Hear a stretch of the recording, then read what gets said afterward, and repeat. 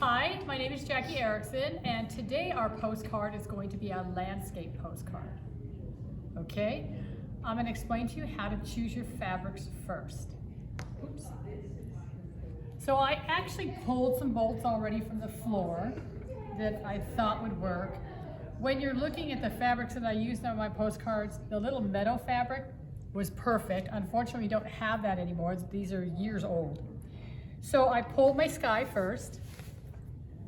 And this is batik. Most of these are batiks, but there are a couple of flat cottons in there, which the sky is, but this one would work, okay? And then I want to pull my mountains and my hills, my water and a meadow. You don't have to have all that. If you choose to, you can. So this is what I pulled for one of the hills.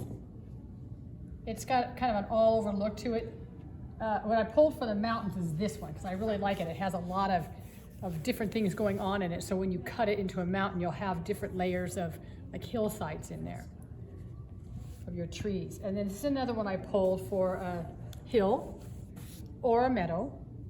And then I pulled a blue for water. If you choose to have a lake, you can. And then these are the ones that I chose for the meadow. Not my favorite, but for showing you today, this is what we've got. So it's just so you have a little bit of color in there for flowers. So those are the ones, that's how I choose. When you're looking at batiks, there's a lot of things going on. You have to remember how small these are. This fabric here was perfect for mountains because it had all the different lines in it. And this one's got like looks like timber in there. So you'll come across the correct fabric when you come across it. So I recommend that you buy a bit of it so you have it. Batiks never go old. They're always in fashion. Okay, so once you've chosen your fabrics, the way I did this one, because I actually set them up for kids. You have a background piece, which is your sky. And you're going to cover the entire, we'll just go ahead and do this. This fabric is bigger than my Fast Diffuse. So lay it on there however you choose. Press it on. And you're going to have to trim the back away. Do that first, okay?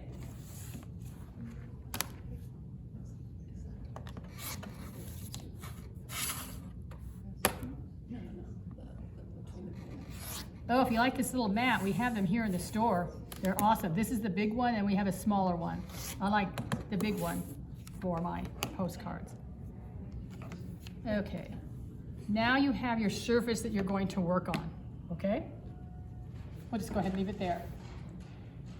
Then, because you know the fusible is now gone, we've used it, putting this back on.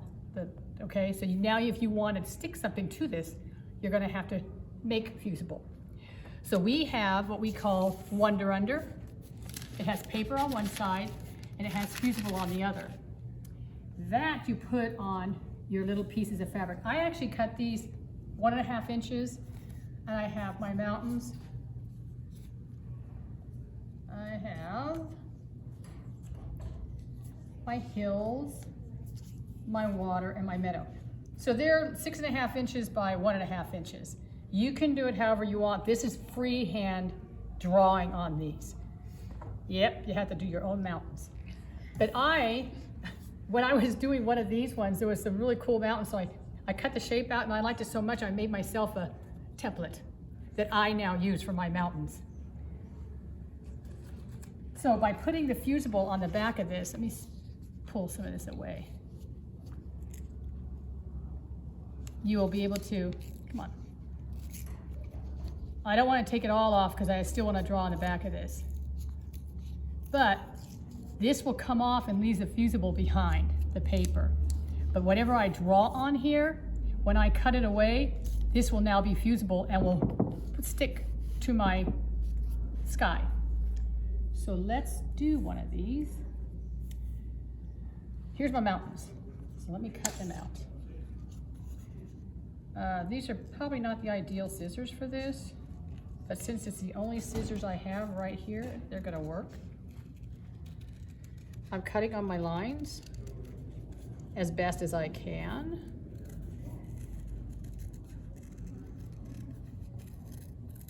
cut.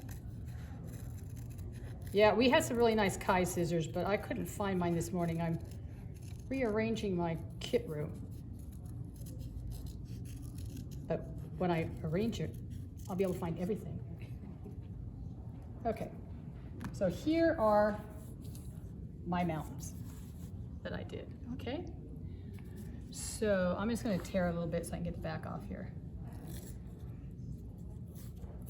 Okay. And then I wouldn't press it yet, but I would lay it on here. And I have a little bit of room so I can move it around, depending on how I like it. All right, I'm fast, and I've got them all cut. Here they are. There's my pieces that I've cut. My mountains, my hills, water, meadow.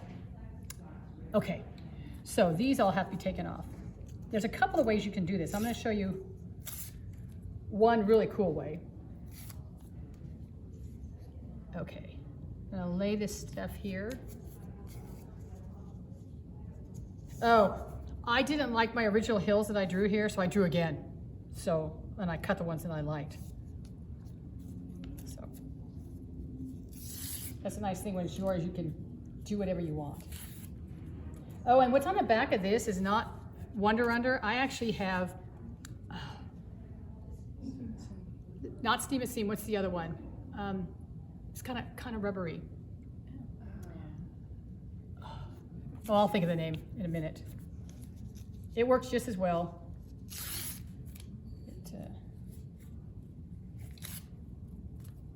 Off. Layer, layer, layer.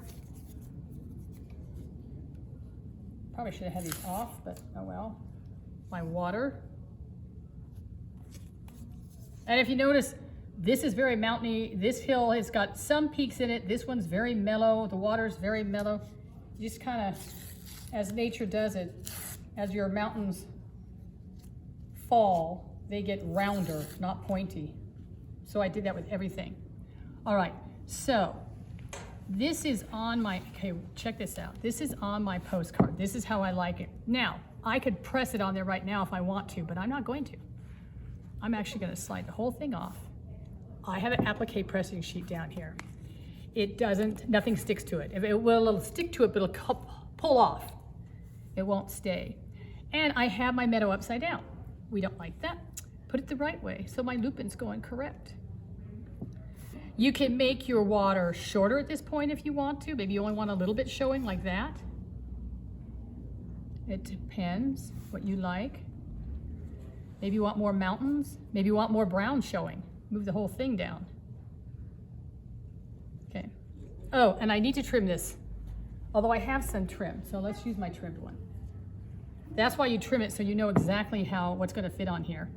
My mountains, okay. Let's move all these. Start again here. Okay, I like this better. I'm gonna turn this around, and I want those clouds to show, okay? Oh, and you're gonna put a little satin stitch around the outside edge, so you don't want your mountaintops too close to the top or you'll lose it. So move that down a little bit.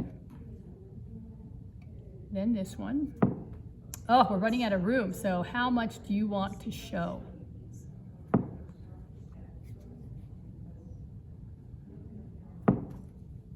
And there's my meadow. Now, I'm not gonna press it yet.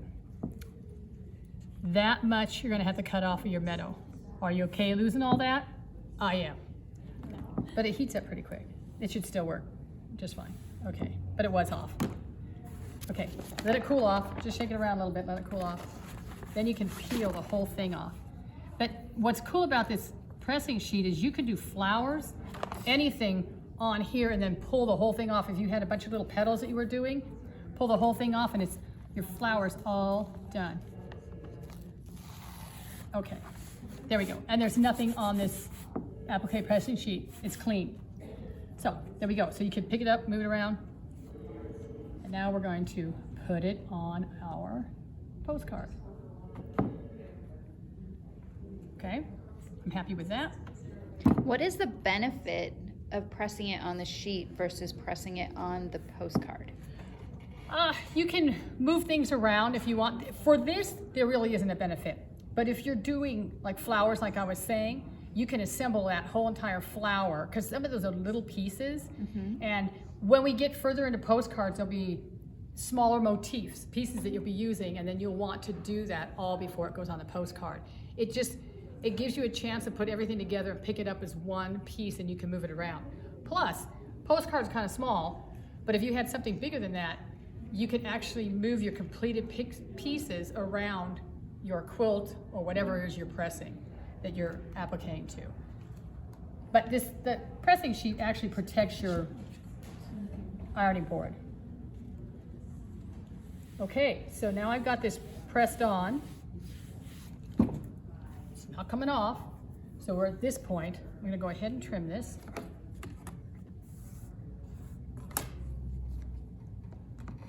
Trim as you go. I don't trim the top of the postcard till I have it all on there. But if you do, it's not that big a deal. You can go back, keep cutting the pieces off. Okay, so there we go. We have two different ones here. All right, now I'm going to show you how to, when I do mine, I always satin stitch. I don't satin stitch the mountains, but I satin stitch all the little hills. I don't know why, I just like it. It kind of gives it a clean finish. So we're going to do that. Now, when you cut these apart, somewhere in there I cut that mountain. What did I do with that? Oh, this is the other part of my mountain. When I cut it up, you could actually use this if you wanted to. This is, what was the one I just got done doing? This one here. So, no, who did I do this from? Oh, maybe I don't have it here. But you'll have two pieces of things as you cut them, when you cut them apart. So you can actually reuse this if you want the second piece. I'm not sure I did with it. Anyway, and if you do like your mountains, the piece you pulled off the back, you could make your own template like I did. You could do your own template. And all I did was I did two mountains that I liked. So I have two different ones I can use. And I keep that. Love that. Okay, we're gonna do satin stitch now. And I've already got the size set up on here. Here's my little cheat sheet that I used. I started with a fatter satin stitch, and I went narrower. When I got as narrow as I liked it, then I made the stitch a little bit longer. And you can see that it's very narrow and it's spacey. I put a lot of space in between them. Takes less thread, it goes much faster. Okay, so I'm gonna start off of my needle and just start satin stitching. And all you want to do is just cover up the edge.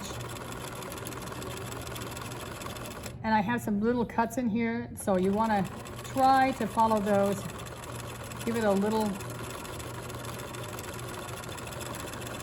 definition on the edges of your hills.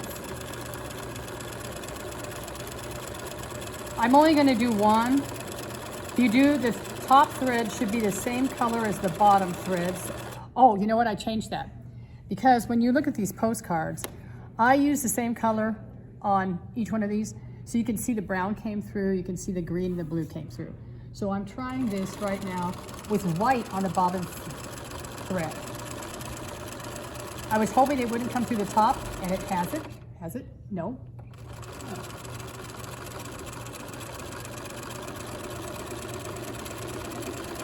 This does take a while. Hope you're listening to a good book, good music.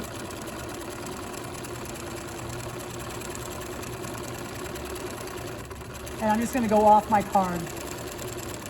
All those raw edges will be covered up with my satin stitch around the outside of the postcard. Okay, check it out. So, it might have been a little narrow than I needed it. I could have made it a little bit fatter. Okay, so flip it over. And there's the white, so another brown came through, which is really nice. But the darker thread you go right along the edges, you might have like blue or green show up through there if you're using a dark one. So that is, I don't know what happened to my scissors, no big deal. Okay, so now we're gonna do a satin stitch around the outside. So now we're ready to finish this whole thing off. So change your thread out. I'm going to do two different colors on my postcard. You can see that this one has a blue, a turquoisey around the top, and then green around the bottom. So, and in this case, for the satin stitch around the outside, you definitely want to have the same color in the bottom. back. Grab it back. This does have a top and bottom. I would put it on upside down. So make sure that you put it on correctly. That to that, there we go. And these are 4x6, so they shouldn't have to be trimmed, but sometimes I don't get them on there straight, and I have to, as soon as I don't need them. I thought I would need it because when you thread, I don't have an automatic threader on my sewing machine. This is like as old as it gets. This is old school computerized. Okay, so I do have some little edges here I need to cut away. So let me do that.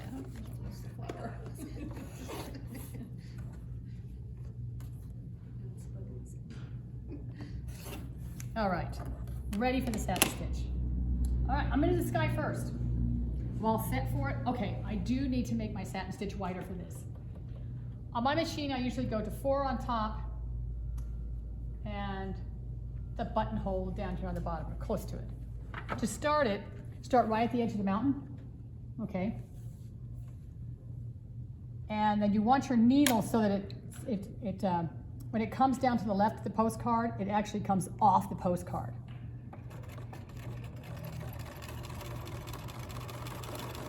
Come around here so you can see. See, there's the needle coming off the edge. That way it'll catch the edge in this. And if you have a foot that's wide enough and you can see, because there is the foot that has a cut that has it closed off here. It's doable, but I like to see what I'm doing. Of course, they never come with your machine. You have to buy them separate. Oh, and then come back here. When you go around the corner, I drop my needle on this side and pick it up. I always leave my needle in the down position. Move it around, and it will catch that corner and clean it up. And you might have to help push your postcard through a little bit. This takes practice. After doing one postcard, you'll be set. After 4 corners. Okay, I'm gonna stop here and I'm gonna do the green on the other side because it takes approximately 4 minutes to go around a postcard. Okay, now we're ready to start with our green. I'm gonna start at the very top of the little hill. Okay, start. Again, I always have my needle in the down position, so when I stop, I know exactly where it's stopping. Once again, you want to, and I'm having to push my card through a little bit. That's okay. Come down to the corner with your needle dropped on the right side. There we go. Pick it up, turn it. Now I might have gone a little fast there. I didn't catch everything, but that's okay. I can always go back. You can go back. And you do kind of have to help it around that corner because it gets very bulky. The threads build up for the satin stitch. Okay, I could keep going with this and come around to the other side here. Okay, if you have to stop like I did and start again with my satin stitch because my fabric was flipping up, I went and pressed it back down. Just start, overlap just a teeny bit and just start again. And I'm going to stop again with my needle on the left, or right, on the right. Turn the corner, back down. It's on the right, but you'll figure that out when you start stitching it. Okay, we're getting ready to come up to where they join.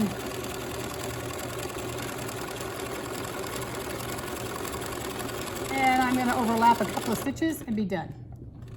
Okay, there, see? Then just clip it away.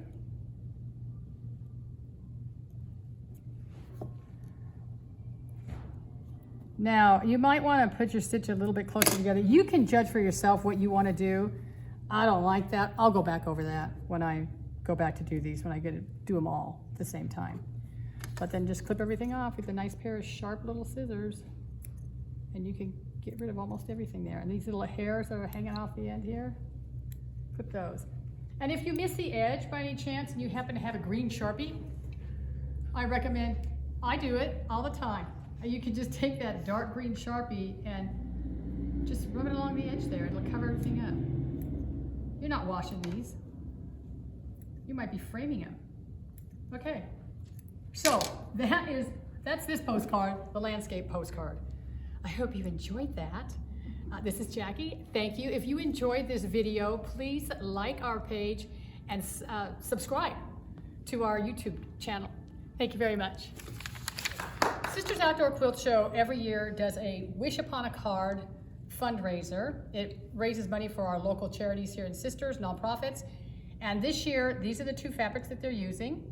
You can pick these up at the Stitchin Post, or you can order them through the Sisters Outdoor Quilt Show.